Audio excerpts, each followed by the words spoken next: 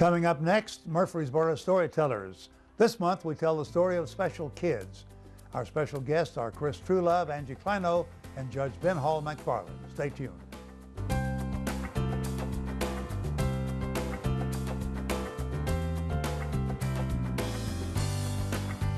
Welcome to Murfreesboro Storytellers. This month we're pleased to be at the headquarters of Special Kids, located on Arnett Street, just off of John Bragg Highway.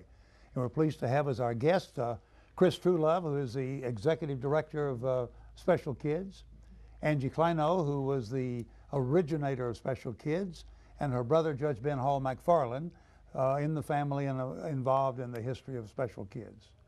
September 2013, the 15th anniversary of Special Kids. Angie, how did this come to be?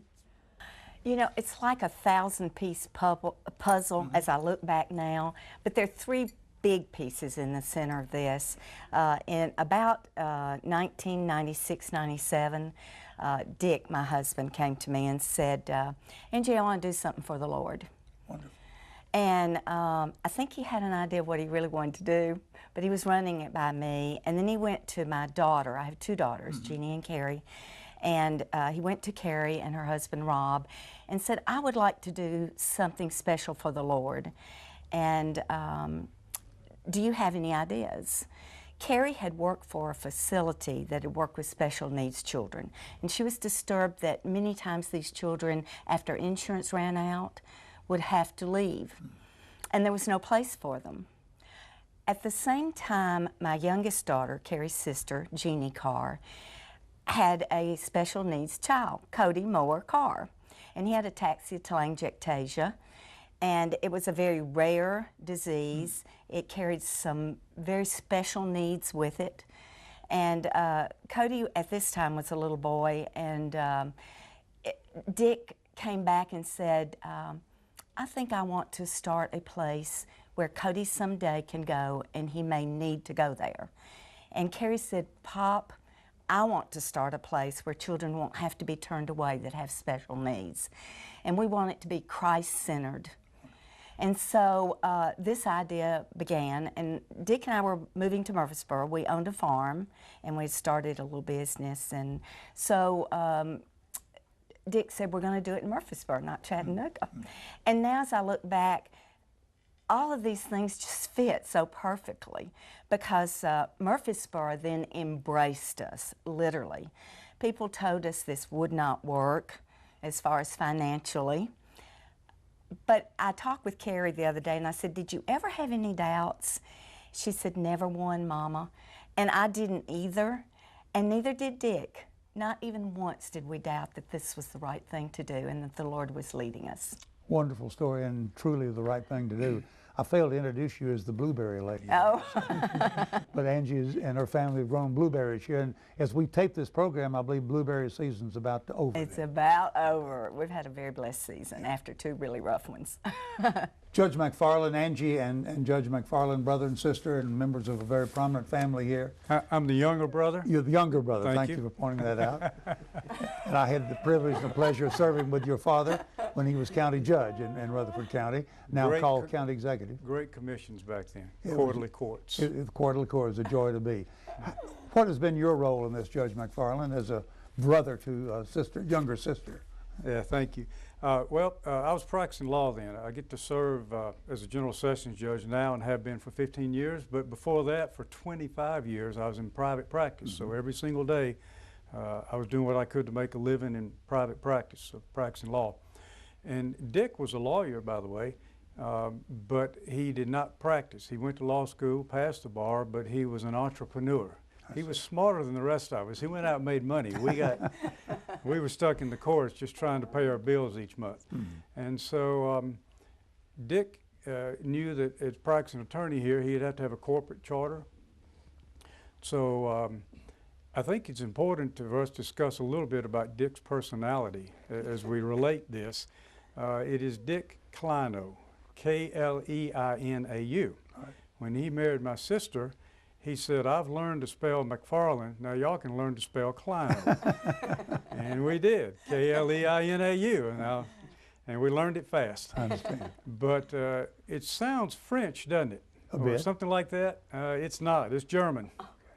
He's German. He was German. And so he had a presence and a forceful type personality, a determination, if you would, very determined individual. When he made up his mind to do something, it was 100% straight ahead to get it done, charge ahead. So he came to me and said, we're starting this nonprofit organization. You've done those before. I said, yeah, I've done lots of charters for nonprofits, and as you know, sat on a lot of boards. You sat on a lot of boards serving our community. So I said, sure, I can do it. He said, by the way, you're going to do this charter. It's going to be called Special Kids. You're going to be legal advisor to it, and you're not going to charge us anything. I said, it's kind of like being married. You go, yes, dear. You know, so I said, yes, Dick.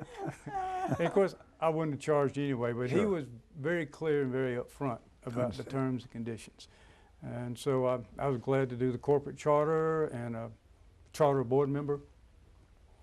And so that was my initial involvement. And you've been involved over the years, ever since it began. That's correct. September being the 15th anniversary, and that's the month when you have your annual fundraising event. But let's move to Chris Truelove. Chris, when did you come on board with Special Kids? I was blessed to join the staff in March 2000. All right.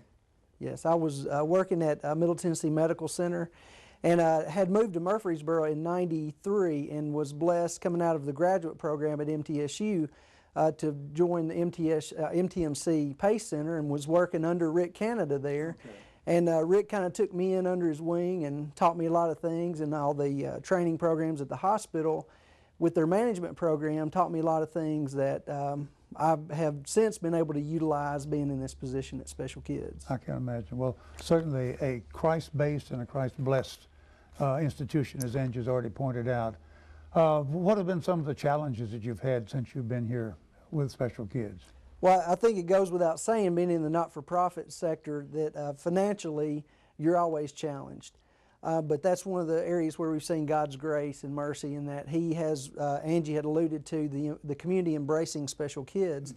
And from the time that I joined Special Kids, it has been an overwhelming blessing to be in this community, because we have a number of not-for-profits, even outside of Special Kids, and this community supports every one of them, and every one of them I can see thriving. And we're one of those many organizations who is thriving in this community, because there's so many people who have benevolence on their minds. They look out for each other's interests and not just to their own interests. And so we're very blessed to have seen that amongst the financial challenges that we've faced. So that's been pretty much the paramount challenge. We're truly a giving community, as you point out. Absolutely. What is your budget, your annual budget? Annual budget's about $1.9 million at this time. Without getting very specific, where most of your dollars come from, where they originate? About 55% of those dollars each year come from our insurance billings. So we bill insurance and TennCare and whatever a family would have to take care of their children. And when we don't, we work with the families on a sliding scale basis based upon their number of dependents and annual income and those kinds of things. The remaining 35 to 40% of our revenue comes from our development team, which involves the community with fundraising and those activities, and individuals giving to us on an annual basis. And so it's how we make ends meet, is through the community's benevolence. Tell us more about the day-to-day operation. How many kids do you work with? Well, right now on our active case list, we have approximately 300 kids. And that number goes up and down each week based on if children are discharged and new kids coming in. We have back to that challenge question you'd asked me about. Physical space has been a limiting factor for us since really about 2001. When 2001 hit, something happened, and we had kids coming from every direction, from 11 counties in Middle Tennessee. So more than just Rutherford County. More than just Rutherford County. And so as we were dealing with that, we saw very quickly the space, we outgrew it. And so that's been one of the major challenges. But as we move forward, we continue to strive toward, better utilizing our facility at the best way we can, and expanding the physical boundaries of what we have to deal with is always in the center of our focus for the future. Right now, you have the 2 buildings on Arnett Street in That's East right. Main. That's right. The building that we're in now, we call our main facility, is dedicated primarily to our patient care services with speech, occupational, physical therapies, and then also we have a skilled nursing program where children who are medically fragile can come and be cared for by nurses and recreation therapists and nursing techs. So typically, does a child come in here every day, or certain days of the week, or so many days a month? Or? The services are really driven by the child's need. Okay. We don't want a family having to come extra time if their child doesn't need that. And then that also frees up the space for other kids who have needs. So primarily for the rehabilitation program, a child's going to come on an average of 1.5 times per week. On average for occupational, physical, and speech therapy. Some are more than that. I recall a little boy that we had a couple years ago who was referred from Vanderbilt Children's Hospital, and he had a traumatic brain injury. He would get 9 services a week, and that was in our rehab program because he was so involved and needed intensive therapy. And then you have some kids who they may come once every other week because they're working on some articulation or situation with speech therapy and communication. What size staff do you have? We actually have 48 staff members currently, and about 25 of those would be considered full-time. Okay. The rest are hourly or part-time. And you use a lot of volunteers as well? We do. We have a great base of volunteers that come and support us, help us with our events. They come out and weed flower beds. They do various jobs, filing and faxing, those types of jobs. If someone would like to volunteer, what do they need to do? Well, they can call, or? They can give us a call. They can go on our website, which is specialkidstn.com. All right. And they can email us from there and sign up to volunteer.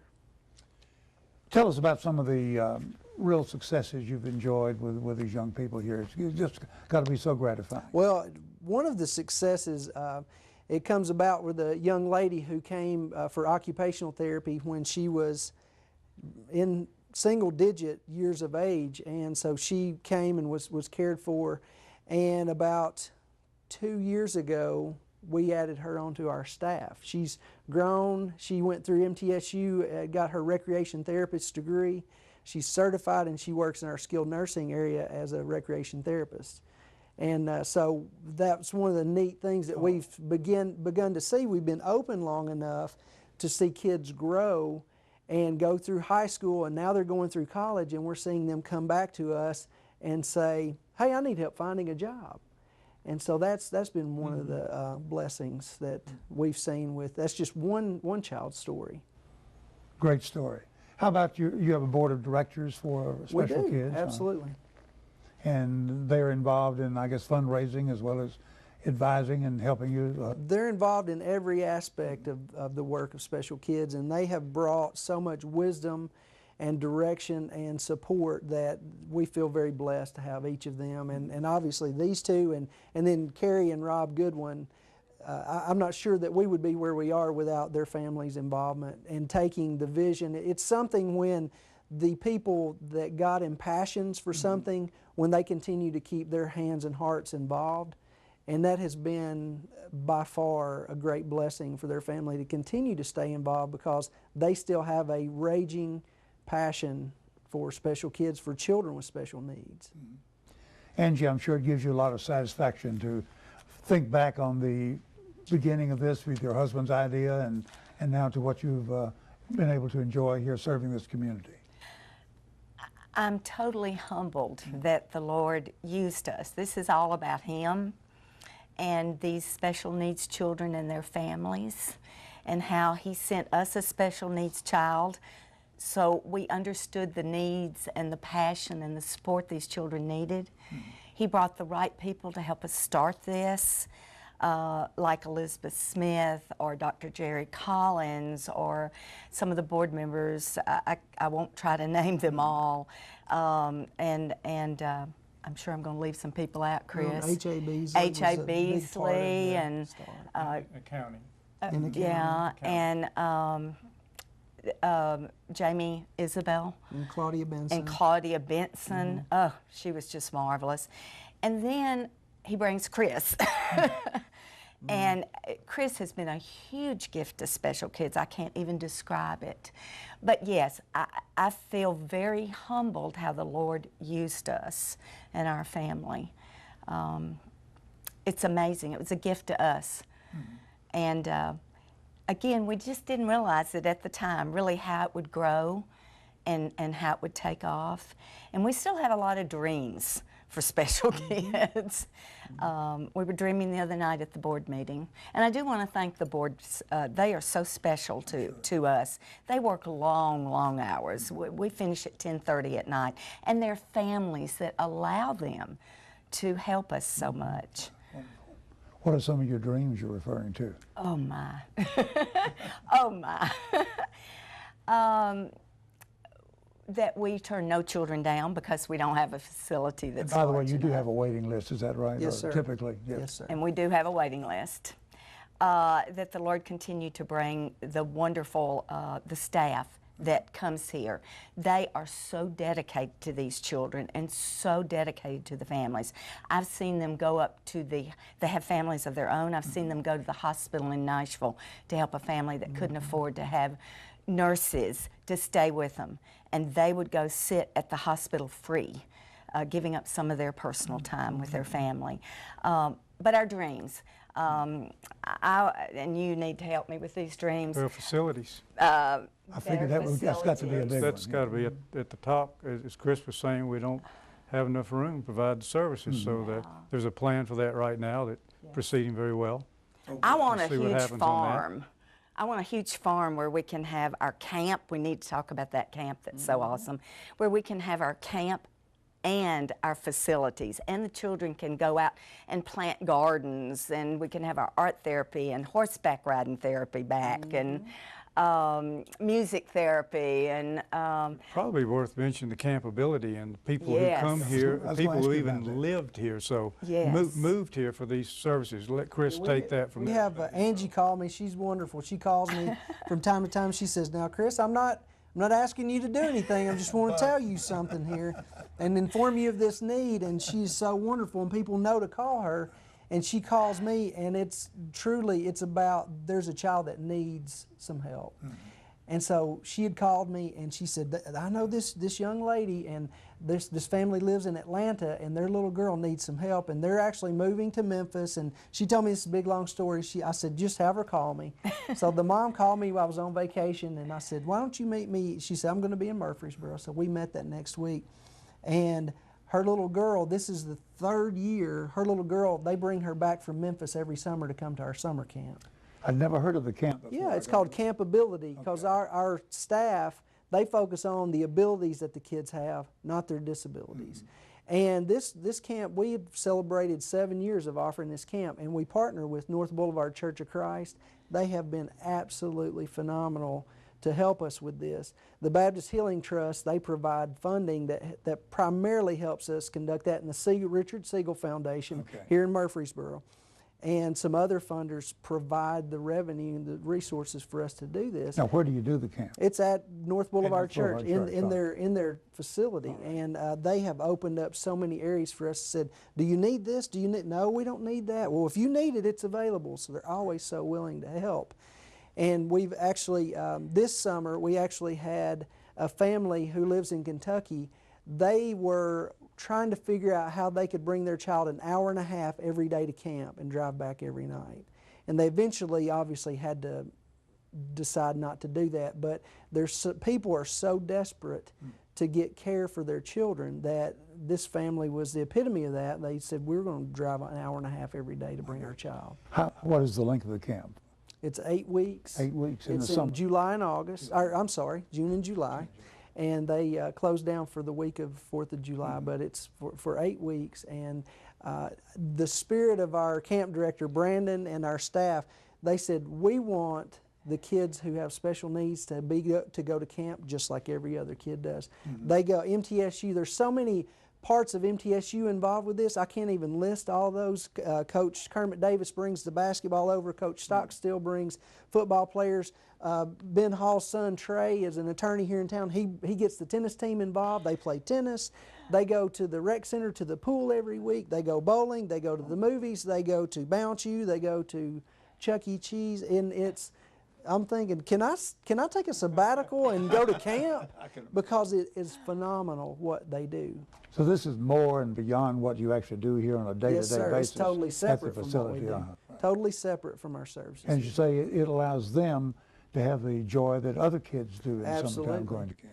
It was born out of the need, because every April, Claudia Benson was here, and she would field call after call from crying parents saying, I don't know what I'm going to do with my child this summer. I don't know what they're going to do. And we had families actually having to quit work because they had no one to take care of their children through the summer. And so God answered again and provided the camp. And during those 8 weeks, is it a day-long event each day? It is from 8 o'clock to 3:30, and then they have some early care and late care too for the families that can't, meet those specific hours. Wow, I don't think I was aware of that. That's got to be great. Yeah, we'll make sure to get you out next summer. It's fantastic. Okay, all right. I'd like to mention, Yeah, please.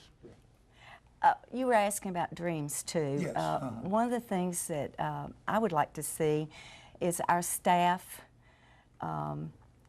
get higher pay. They get good pay, but the Lord has brought such a wonderful staff that has a heart for special needs children, and that's first and foremost. But also, we'd like to see them, get some good pay for that. And so therein lies one of your great needs, and that is for fundraising. Always one of your major challenges, I'm sure. What, as far as facilities, what would you need beyond what you have here? I know more room. You need you said like to have one on a farm, or? well, that's a dream of mine. A real dream. That's a real dream. Yeah, So, Chris? one of the things our staff leaders talk about is when this facility was constructed, it was wonderful, and it was more than adequate for the number of children that were believed were going to need to be served. Far outgrown that, and so as we move forward, we will be able to speak into any new constructions, how the rooms are laid out, and be more efficient with our space. And so one of the things, we have a outpatient rehab program, so we would obviously build something to house them, and then our skilled nursing program, we'd like for it to be a little more medically friendly for them to be able to operate and take care of the kids' needs. And so, building those things out with the appropriate professional people who do that for a living to help guide us in that would make us more efficient in the square footage that we would have. Was the building where we are, was this built for special kids? Yes. It was. Yes. Judge, go ahead. Well, yeah, I was going to say something else, but on that, once again, Dick Kleinau's story, when he bought the lot, the person he was buying it from, developer, Dick was the type would say, now, you know what I'm using this for. This is special kids, this community. Now, you've asked this, but you need to sell it to me for this. This isn't for me. I'm not making money. And he'd just say, you got to do better than that. And then when they had the man building the buildings, the same sort of thing. Now, I expect you to do this or this, and they go, okay, I'll do a little better. But what I wanted to let us discuss a little bit is one thing, these children can get these types of therapies other places as well. It's not this environment, it's not a Christian environment. Some of these therapies they can get. I think one thing that sets special kids apart though is a skilled nursing part. And that is a fairly unique concept as I understand it. And I'd like Chris to tell a little bit about that, and that would deal with the extra facilities for a new building too, to help better have more options, places, more children that can serve, because that is an amazing concept. Yeah, one of the thought processes behind Special Kids was to have all of the services under one roof. The kids who come in for our skilled nursing care, they get pulled out each week. Most 90% of them get pulled out for OT, PT, speech, for outpatient rehab services during that week. But what pulled out? You mean they have to go elsewhere? They get pulled out of the room and they get pulled out into the gym to do PT or speech. There's a nursery back there where children are, and these are children who can't just the parents hire a regular babysitter. They have medical needs where there has to be nurses, skilled medical personnel looking after them since the parents aren't there with them. Go ahead. Right, and so therein lies one of the very unique things about Special Kids is the only place that we've been able to find within the Southeast is in Knoxville, and it's a program that's a department of East Tennessee Children's Hospital in Knoxville, and they have a small program that's very similar to the skilled nursing program here. But other than that, we don't know of any place, and we've had families move to Murfreesboro to be able to bring their children to that program for that service. Because a lot of the parents, you can imagine a child with special needs, they have a lot of specialists, they have a lot of doctor's appointments, a lot of surgeries, from child to child surgeries and things like that, and that costs a lot of money. And you need to be employed and have insurance to be able to handle those things. And so that's some of the unique attributes that the Special Kids provides with the skilled nursing program. I'd like to bring up something too. Back to what Ben said about the property. Dick had put out a fleece for a certain amount of money to buy this property. And what I'm trying to encourage people here is to walk in faith when the Lord gives you something and you feel like He wants you to do it. And Dick had said, I'm going to put out a fleece. I have this amount of money to spend for this property. Sure. And he went to this individual, and this individual wanted more. And Dick said, this is a fleece, this is what we're going to do. I only have this much money. And will you sell it to us for that?